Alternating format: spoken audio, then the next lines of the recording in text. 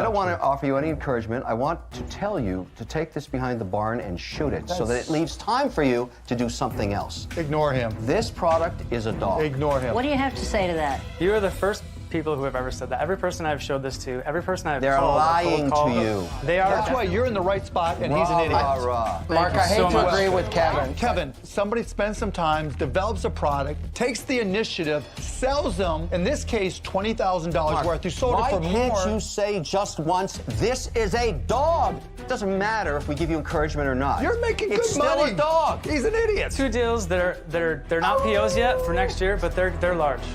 I am out, but I'm the only shark willing to tell you the truth. One more time, dog. Ow! My Christmas gift to you is the truth.